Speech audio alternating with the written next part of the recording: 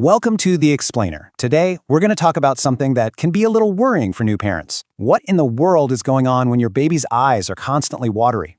We're going to break down exactly what causes it and walk through a really simple but effective plan you can use at home to help out. So you've probably seen this yourself, right? Your baby is perfectly happy, not a peep out of them, but one of their eyes, or maybe both, looks like they're about to cry. There are just constant tears. And if you don't know what's causing it, yeah, it can definitely make you a little anxious. So here's our game plan for this explainer. We'll figure out why those eyes are so watery and what exactly a blocked tear duct is. Then, and this is important, we'll talk about the risk of infection. After that, we'll get into a two-step home care plan, how to clean the eyes safely and how to do a specific massage. And we'll wrap up with the really crucial part, knowing when it's time to call the doctor. All right, first things first, let's just get a really clear picture of the symptom we're looking at.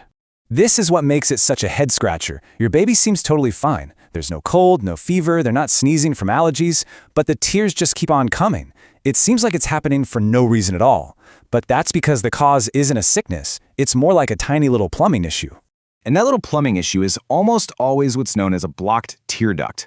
And you know what? It is incredibly common in newborns, so you're definitely not alone in this. Okay, let's look at how this all works. So normally our eyes make tears to stay moist, and then those tears drain away through a tiny little channel that leads into the nose. But when that channel is blocked, well, the tears have nowhere to go. It's like a clogged sink drain. They just back up and spill over the eyelid, and that's what gives you that watery look. So this little channel, the nasolacrimal duct, is the star of our show today. In a lot of babies, this duct just hasn't fully opened up yet after birth. Think of it like a door that's still a little stuck. It's almost always a temporary thing that fixes itself, but sometimes it just needs a little nudge. Now this is really important. While the blockage itself isn't dangerous, that little pool of tears that can't drain properly, well, it can become a perfect breeding ground for bacteria, and that can lead to an infection. So you need to put on your detective hat here. These are the clues you're looking for. If you start to see any yellowish or greenish gunk coming from the eye, or if you notice their eyelids are kind of crusted and stuck together after they wake up, that's a big red flag for a possible infection. And you really don't want to just wait and see with these signs. An eye infection that isn't treated can get worse. So it's really important that we either prevent it from happening in the first place or get it treated right away if it does. Okay, so let's get into our action plan. Step 1 is all about good old-fashioned hygiene. Keeping that eye clean is your absolute best first line of defense against any kind of infection. And the good news is you can make your own sterile cotton balls right at home. No fancy equipment needed. Just follow these steps. Boil some fresh water for about 10 or 15 minutes, pop some clean cotton balls in there, and then, this is key, let everything cool down completely.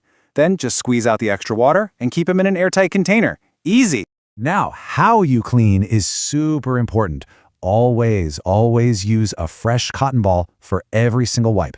And you want to wipe in only one direction. Start at the inner corner by the nose and wipe outwards. This way, you're not dragging any germs back toward the tear duct. Do this a few times a day to keep things clean. All right, now for step 2. This is the really active part of the solution. We're going to talk about a gentle massage that's designed to put just a tiny bit of pressure on that duct to help it pop open. Okay, so with clean hands, you're going to take your index finger and find that little spot right between the inner corner of your baby's eye and the side of their nose. You want to apply some gentle but firm pressure there and make about 10 to 15 little circles. Then you finish with a downward stroke along the side of the nose. This movement helps push fluid through and really encourages that duct to open up. The key here is consistency. Try to do it 4 or 5 times every day. And here is a fantastic pro tip for you. Let's be real. Babies can be squirmy, and they might not love you pressing on their face. So try doing the massage while they're feeding. They'll be so focused on eating, they're way less likely to even notice what you're doing. It's a game changer. All right, so you've got your two-step plan. But it is just as important to know when this home care isn't quite enough and when it's time to call in a professional. Now, this whole process can take a while, sometimes weeks, so you've got to be patient. You're looking for gradual signs of improvement. Maybe you just noticed there's a little less water than last week, or their eye isn't quite so crusty in the morning. Those small changes are great signs that the massage is doing its job. So here's your decision point, made really simple. If the discharge is anything other than clear water, I'm talking any shade of yellow or green, stop what you're doing and call your doctor right away. They might need to prescribe some antibiotic drops. But if the tears are staying clear and you're seeing those small, gradual improvements, you can feel confident continuing with your cleaning and massage routine. And here is your timeline. Let's say you have been super diligent. You're cleaning and massaging every day for a full 2 weeks, about 15 days, and you see absolutely no improvement at all. That's your cue. It's time to make an appointment with your doctor to see what the next steps might be. So you see, while a baby's constantly watery eye can seem really worrying at first, it's often a simple issue that you can totally manage at home. Just understanding what's going on and consistently applying these simple, gentle techniques really empowers you to handle the whole situation with confidence.